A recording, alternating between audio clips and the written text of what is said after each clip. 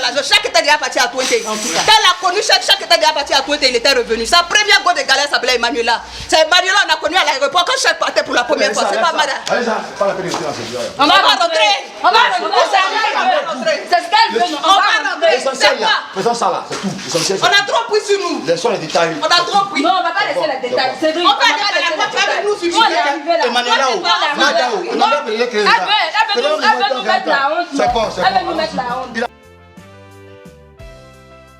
Donc, aujourd'hui matin, à 9h, 10h, on tape à la porte. Donc, il y a mon fils là qui vient ouvrir la porte, pensant que c'est son oncle qui venait.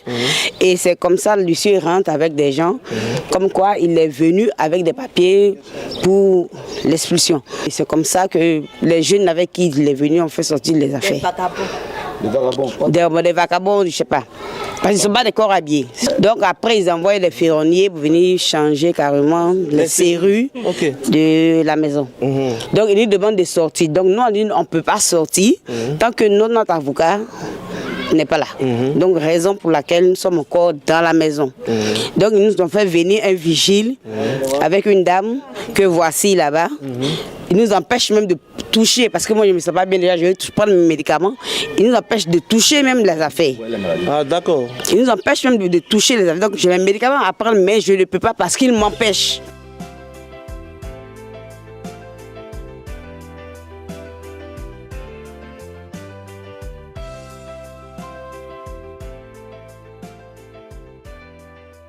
Bonjour à tous, nous sommes là à Faya, cité ATCI, au domicile familial de feu Cheikh Thioté. Nous sommes avec sa sœur Vanessa Thioté et Laetitia Thioté, ses deux sœurs. Cheikh, il est orphelin de père et de mère. On l'est tous ses presque. En son temps, on était à Bobo, jusqu'à ce que Cheikh parte. Tous ses amis d'enfance. On a vécu à Trècheville avec notre mère quand notre père est décédé à la psychose. On s'est retrouvés à Bobo-Doumbé après le décès de notre mère. Cheikh est parti, il nous a ramenés à Angré, dans l'une de ses maisons, pour Rosier. Après Angré, on a demandé à aller à Trècheville, il nous a ramenés à Trècheville.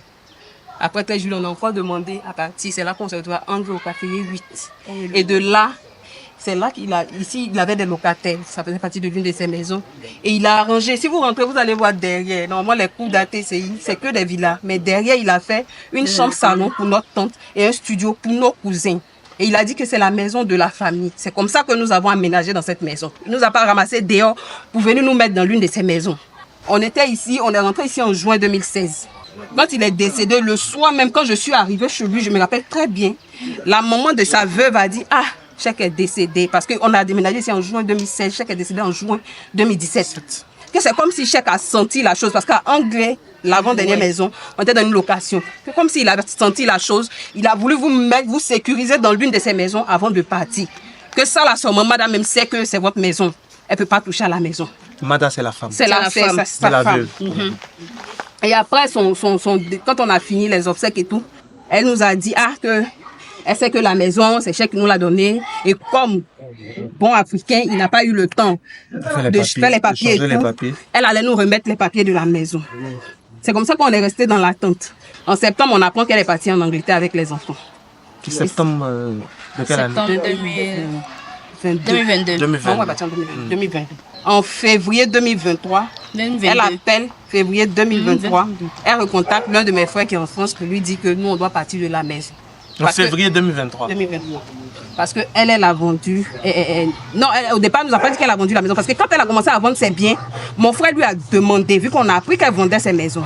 Elle a vendu les maisons de qui? Elle vendait les maisons de Cheikh. Mon frère lui a demandé, on a appris que tu es en train de vendre les maisons de Cheikh. Elle dit qu'elle n'est pas en train de vendre les maisons de Cheikh. Et que ce sont des rumeurs. On a bien voulu croire qu'elle était de bonne foi, jusqu'à ce qu'elle nous dise de quitter la maison. Mais comment se fait-il que, en sachant que c'est la maison de la famille aujourd'hui, la veuve décide de vous mettre dehors? Qu'est-ce qui s'est passé? Vous pouvez nous expliquer? On se pose tous cette même question. Parce qu'on ne s'est jamais immixé dans un partage de quoi que ce soit. Depuis les voitures. En fait, ça ne nous dirait pas grand-chose. Peut-être quelqu'un, c'était déjà fort pour nous. Et il faut penser déjà aux enfants. On est tous humains, on sait comment entretenir un enfant, comment ça coûte. On savait qu'à partir de cet instant-là, il n'y avait plus de revenus. Ce qui était là, il fallait pouvoir gérer. On voulait dire que, fait, à la mort de Tioté, vous n'avez pris aucun bien et tout est revenu à sa famille. Rien du tout. On n'a rien touché. Chaque après de combien de maisons? Il a un immeuble R+4 à Abata, de près de 20 appartements. Tu prends tout ça, tu as pris même l'argent que la Chine a donné. On t'a déjà demandé si on t'a rien demandé. On t'a rien demandé, on t'a pas demandé les biens de chèque. Juste ce qu'il a dit, respecte sa parole, c'est tout. Mais du moment où vous dites qu'elle c'est elle qui a tous les biens, qui a arrêté de tous les biens, j'ai envie de dire pourquoi est-ce qu'elle vient encore vous enlever de cette maison? Est-ce que vous avez des différends avec elle? C'est ce qu'on veut savoir en fait. Il n'y a jamais eu de différent. S'il y a différent, ça devrait être à elle son niveau. Pas plus tard qu'avant-hier. On était ensemble ici en train de chercher à trouver des solutions. Elle est venue à la maison ici pour qu'on s'asseye, qu'on trouve une solution à tout ce vacarme qui se passe autour de cette histoire de maison qui n'en finissent pas depuis les 1 an et demi. Voilà, donc elle est venue, on s'est assis, on a parlé. On dit bon d'accord, on appelle les autres, on trouve un arrangement et tout. Mais là, on n'a pas encore dit. Vous avez parlé, vous avez dit quoi? On s'est parlé. Elle nous a dit non que effectivement elle n'a pas vendu la maison et que cette maison elle a été mise en garant par Feu Cheikh Tioté. Et que c'est la personne qui a garanti. C'est la personne, voilà. C'est cette personne-là qui est Ami, là. C'est cette personne du nom de Ami Ouattara qui réclame que sa maison, selon les dits. Que la maison a été hypothéquée. Voilà, boss. Donc elle réclame sa maison. Donc elle ne peut pas, elle n'est pas en mesure de rembourser les 120 millions que Cheikh doit à la dame. Donc elle nous demande de libérer la maison. Elle fait croire qu'elle a vendu la maison à une soi-disant dame Ami Ouattara. C'est quelqu'un qui baigne dans le mensonge, la mada vide. On va s'en tenir au fait. Oui, expliquez-le. Elle nous a fait croire qu'elle a vendu la maison à une certaine dame Ouattara, Ami. Et à chaque fois que les gens viennent, c'est avec le nom de la dame qui vient. Cette Ami Ouattara, on ne l'a jamais vue. Quand tu as acheté une maison, tu ne vas pas venir voir la maison, elle n'a jamais venu visiter. Et tout à l'heure même, il y a ma belle qui me dit non, il y a un monsieur qui se présente encore pour dire c'est lui qui a acheté la maison. Toi, tu as acheté la maison comment? On achète poisson dans l'eau. Les papiers qui ont dit qu'ils devaient 120 millions, c'est pour ça qu'ils ont vendu la maison. Jamais. On n'a rien vu. Et le pauvre même, elle était ici la semaine dernière. Elle est venue dire à mes frères qu'elle a une maison en son nom à El Mada qui a fait caisser et que nous on doit déménager de la maison. Et elle va mettre sa maison à notre disposition. Pendant qu'elle vit sur un immeuble au garage CFA ici, elle va mettre la maison à notre disposition et qu'actuellement la maison est sous bail pendant 1 an et qu'il reste 6 mois. Donc dans 6 mois, elle va libérer la maison, on va rentrer pour qu'elle puisse acquérir, prendre la maison ici. C'est-à-dire, non seulement tu dis que tu as vendu la maison, mais là tu ne fais pas qu'on peut attendre 6 mois et le lendemain tu appelles ma soeur et dis que tu vas venir mettre les bagages dehors. Pourquoi? Là, vous avez envoyé un ferronnier. Oui, ils vont enlever. C'est qu'ils vont enlever là. C'est ce qu'elle fait, on va lui donner. Il n'a pas enlevé. Tu vas venir mettre vigile devant notre porte. Pourquoi madame, il y a vigile devant ta porte? Pourquoi madame, il y a vigile devant ta porte?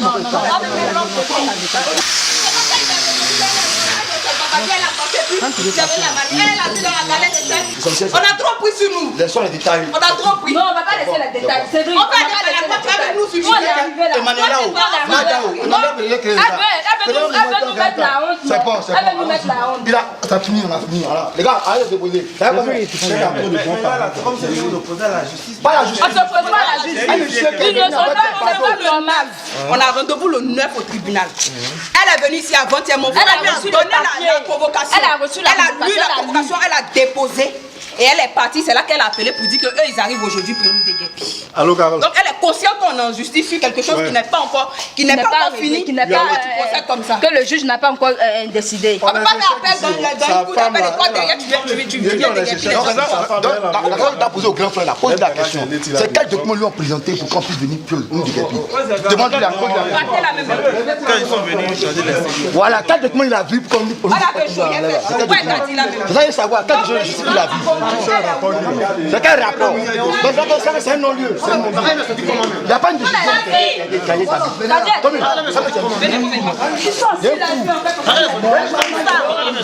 Facilement comme ça, on fait sortir les bagages. Vous êtes assis.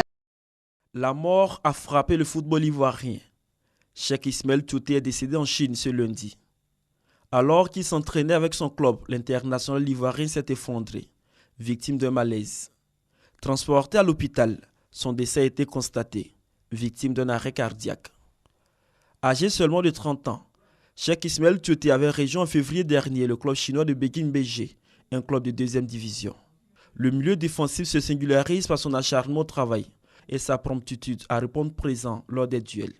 Il a joué dans plusieurs clubs, à savoir Anderlecht en Belgique, où il était champion en 2006 et en 2007, puis Roda GC et Twente aux Pays-Bas, où il serait également champion en 2010.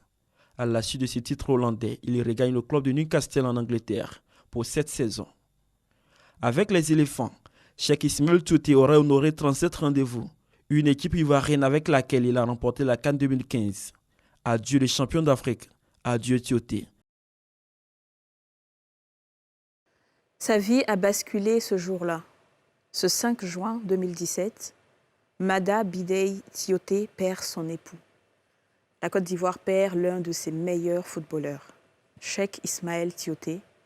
Notre éléphant footballeur a porté le maillot national à 60 reprises. Il a remporté 2 fois le championnat belge de première division avec le RCS, Anderlecht et plusieurs autres distinctions européennes à son actif. Aujourd'hui, on reçoit Mada, son épouse. Elle nous partagera une tranche de vie. Okay. Bonjour Mada. Bonjour. Comment vas-tu? Très bien, merci. C'est la première fois que tu parles depuis le décès de ton époux. Oui. Et je te remercie. De rien. Merci d'avoir accepté de partager cela avec nous. Rien. Comment est-ce que tu as rencontré Cheikh? Et je l'ai rencontré à Treichville plus précisément, dans mon quartier. Moi, j'habitais à Treichville et lui, il venait voir ses amis. Il jouait aux jeux vidéo avant. Et donc, vu sa timidité, il a envoyé un grand à moi. Il m'a dit, il a dit au grand, je veux parler à cette fille-là. Mais j'ai tellement honte d'elle, je ne sais pas comment. Et lui, bon, il a fait l'arrangement et tout. D'accord. Et là, j'avais 14 ans. Tu avais 14 ans? Oui. Wow. J'avais 14 ans. Et après, comment est-ce que tout a commencé? Et après, tout a commencé comme une relation, bon, disons, à des adolescents. Ouais. Parce que là, moi, j'étais en 5e et tout. Et quand il m'accompagnait, parfois il m'accompagnait à l'école. Et les gens pensaient que c'était mon grand frère vu qu'il était super grand. Et moi, j'étais toute petite en bas et tout ça. Donc, c'était une relation, disons, teenager. Teenager. Voilà. Est-ce que tu rêvais d'une vie avec un footballeur? Pas du tout. Non. Mais tu as tout laissé quand même pour l'accompagner partout où il partait? Oui. Oui. J'ai tout laissé. J'avais à peine 18 ans. Ouais. Quand je suis partie avec ma fille de 3 mois. Vous êtes mariés en quelle année? En 2007.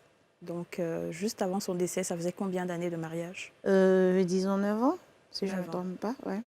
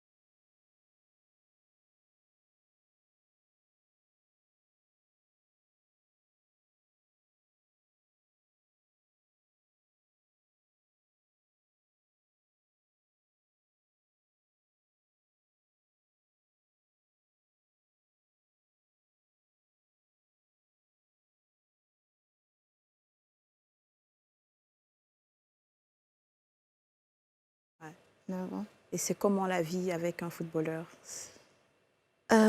C'est, je dirais pas stressant, mais c'est un peu stressant parfois parce que voilà, on vit selon leurs humeurs, selon leur stress, on partage tout avec eux. Ouais.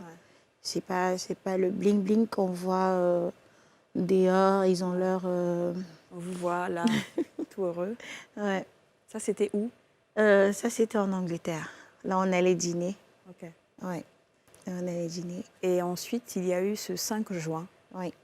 2017, où tout a basculé. Oui. Oui. Comment est-ce que tu as appris la nouvelle? Bon, disons que j'ai appris la nouvelle. C'était un peu dans un moment. Ok, d'accord. Prends ton temps. D'accord, ok. D'abord, je vais au boulot. Vu que j'avais un atelier de couture à Treichville, je vais au boulot et sous une forte pluie. Et j'arrive au boulot aux alentours de midi 13h.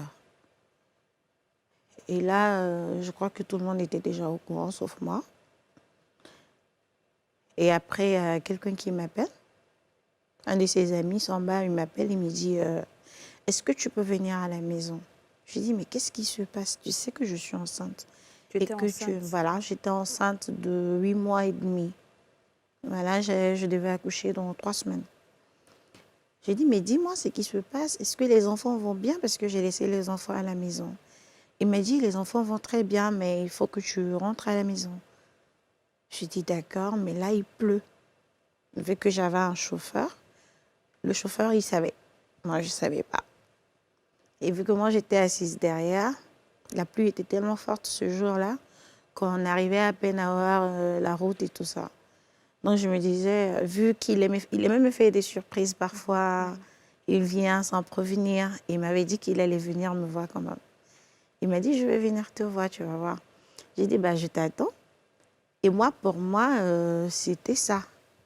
Quand Samba m'a appelé, et étant dans la voiture, j'étais en train de refaire mon make-up et tout ça.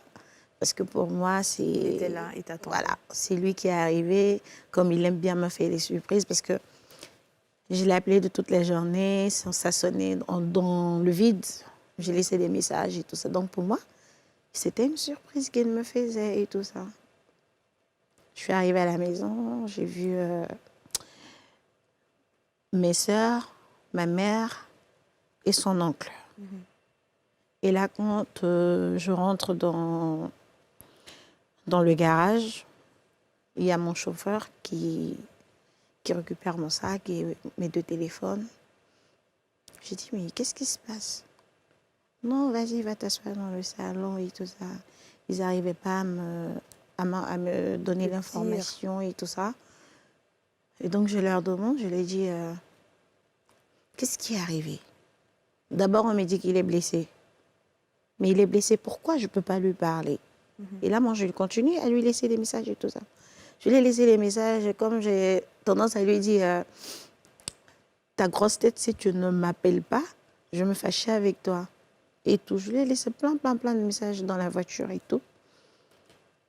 Et entre-temps, les gens essayaient de m'appeler et tout. Mais je n'avais pas le téléphone en main et tout ça. Et je suis là. La famille arrive, je vois tout le monde.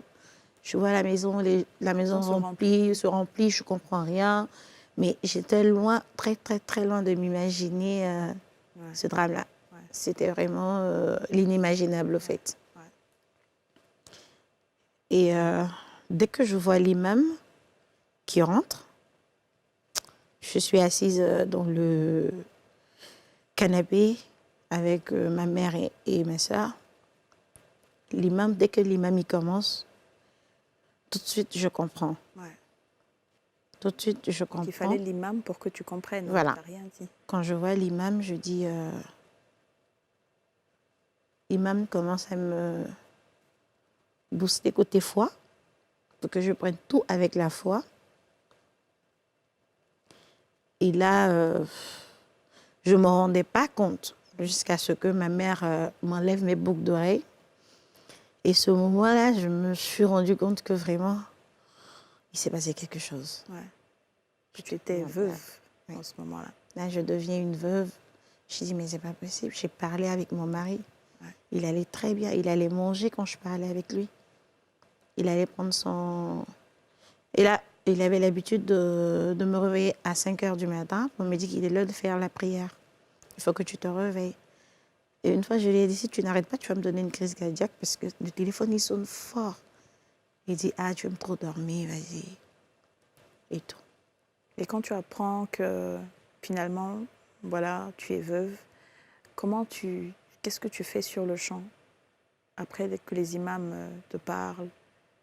Après les imams, à vrai dire, je ne sais plus ce qui s'est passé parce que je ne sais pas, peut-être que je dors, mais je me dis peut-être que je suis endormie, que je dois me réveiller. Qu'est-ce qui se passe? Ça ne peut pas être lui. C'est ça. Voilà. Automatiquement, je me dis, ça ne peut pas être lui. C'est pas possible. Que Dieu me pardonne, mais je m'imaginais loin de là. Ouais. J'ai demandé, c'est ma mère, c'est mon père qui est décédé. Mais je n'imaginais pas parce que... Il n'avait rien. Il n'avait rien. Il a joué même le week-end. Ouais. Il a eu un match le week-end. Donc, disons que le jour où il est décédé, je crois que c'était juste un dégraissage, un truc comme ça, qu'il devait faire. Ouais. Voilà. Et les enfants, vous avez combien d'enfants? 3 enfants. Comment tu as annoncé la nouvelle aux enfants? Mon fils, il est venu. Il m'a dit, maman... Il m'a dit, maman, qu'est-ce qui se passe? J'ai dit, bah, t'as les yeux tout rouges et tout ça. J'ai dit, non, j'ai de la poussière dans les yeux parce qu'il était tout petit. On ne peut pas l'expliquer que voilà, quoi. Il était tout petit et tout ça. Mais avec la plus grande, elle, on l'a expliqué, mais elle est plus attachée à son père. Ouais. Elle est très attachée à son père. Et elle, jusque-là, je ne l'ai jamais vue pleurer. Parce qu'elle me voit triste. Donc, disons que c'est elle qui me console. C'est elle qui te console. Ouais. Et après, est-ce que tu as essayé de voir un psychologue pour te faire accompagner? Oui. Oui.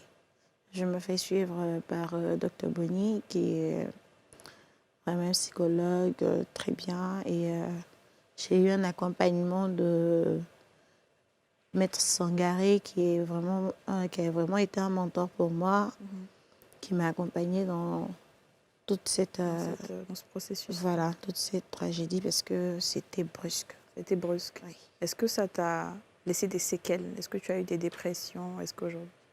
Je dirais oui. Oui, parce que jusqu'à présent, j'arrive pas à... J'ai tendance à oublier qu'il n'est plus là, en fait. Ouais. Ouais. J'ai tendance à oublier qu'il n'est plus là. Parce que j'avais demandé une doléance, je voulais le voir. Ouais. Pour me rendre compte que vraiment, il est couché, il n'est plus là et tout ça. Mais vu mon état, mon oncle est venu me voir, il m'a dit non, c'est pas bon pour toi et tout ça. Mais je voulais... jamais vu? Non, je voulais le voir. Ouais. Ouais. Mada, est-ce qu'aujourd'hui tes enfants se reconstruisent petit à petit? Petit à petit, oui, ils se reconstruisent, mais vu qu'il y a un garçon et tout, je dois être vraiment minutieuse avec eux, être maman, être papa. Bon, parfois, il y a des rôles que le papa devait jouer, que c'est à toi de le faire. Et les enfants essaient. Je sais qu'ils essaient pour moi. Parce qu'ils sont petits, mais machallah, ils sont très intelligents, voilà, très matures. Ils savent que si on est dans cet état, maman sera vraiment... On sera triste. Voilà, elle sera triste. Et même quand je suis à la maison, que je ne parle à personne, ils m'entourent. Maman, qu'est-ce qu'il y a et tout. On va sur un film, on te fait des pop-corn et tout ça. J'ai dit non, ça va, je suis un peu fatiguée et tout ça. Merci, madame, pour ce bel hommage à ton mari.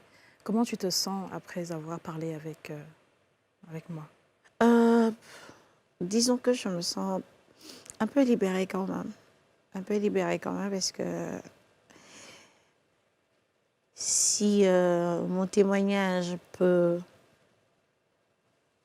soulager d'autres femmes dans mon cas, je serais très ravie, vraiment. Parce que c'est un moment très difficile à traverser, surtout pour une femme. Une jeune femme, c'est difficile. Merci, madame. De rien. Merci d'avoir partagé cette tranche de vie avec nous. Merci. Ok. Merci. De rien. De rien. Thank you. On part à la pub et on se retrouve tout juste après pour une autre partie de l'émission. À tout de suite.